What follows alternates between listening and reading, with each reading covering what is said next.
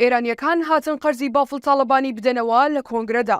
کۆنگرەی پێنجەمی یەکێتی یان کۆنگرەی شیع و هاوپەیمانەکانی، کۆنگرا یان فاتحای وەرزی پاییز لە ژیانی سیاسی بافڵ تاڵەبانیدا.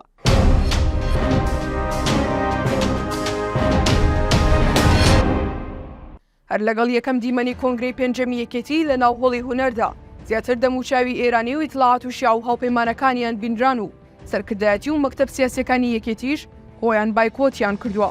ئێرانیەکانیش لەو نێوەندەدا هاتوون قەرزەکەی بافڵ تاڵەبانی بدەنەوە لە پای ئەو هەوڵ و ماندووبوونەی بینی لە چەککردن و دەرکردنی حیزب ڕۆژهەڵاتیەکان لە ناوچەکانی سلێمانی و دەوروبەری.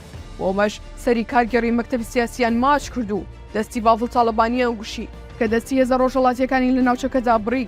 پێشتر یەکێتی لە کاتی بەستنی کۆنگرەدا بانگێشتی سەرکردە و کەساتیە گرنگەکان و نوێنەر و کۆنسوڵی وڵاتانی دەکرد لە هەرێم.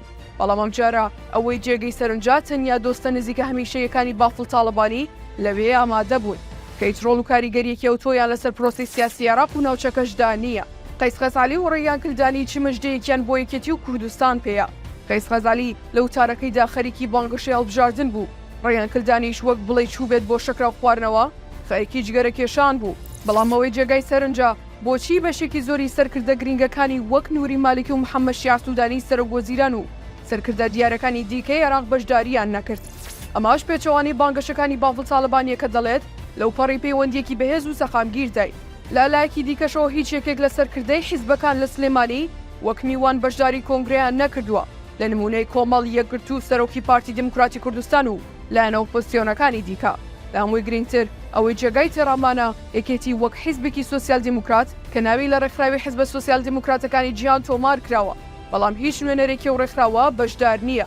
بە پێچەوانەوە ئەوەی بە دەرەجەیەک بینرا دەموچاو ئێرانیەکان بوون. سەرباریەوەش ئێرانیەکان تیمێکی تایبەتیان بۆ چاودێری دۆخەکە و نێو کۆنگرەکە هاتووەتە سلێمانی لە ئەوتارەکەیدا بافڵ تاڵەبانی لە بری ئەوەی جەخت لە یەکخستنی ناوماڵی کورد و حیزبەکەی بکاتەوە. با پێچەوانەوە باسی لە گرنگیدان بە هاوپەیمانی کورد و شیعە کرد. وەک دیاریشە شیعەکان ئەوانن کە سەر بە ئێران و سوپای پاسدارانن. دوجار بەشێکی گرنگ و گەورەیەکێتی لە دەروی کۆنگرەیە و ئەوانەشی بەشدارن هەر هێندەی هێزەکەی ئەژیەمین دەبن کە یەکێکە لە ناڕازیەکانی سیاسەتی و حیزبە و نەبوو بە بەشێک لە شکست و نوشستیەکانی یەکێتی لە داهاتوودا.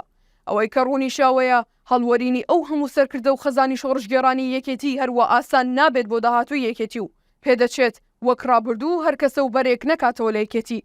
بەڵکو پۆلێکی گرنگ و فراوان لە سەرکردەکانی یەکێتی کە بەشداری کۆنگرەیان نەکرد پێکەوە بچنە بەرێکی فراوانەوە بە جۆرێک هەرگیز لە مێژوودا یەکێتی لەتبوونی وای بەخۆوان نەبینی بێت.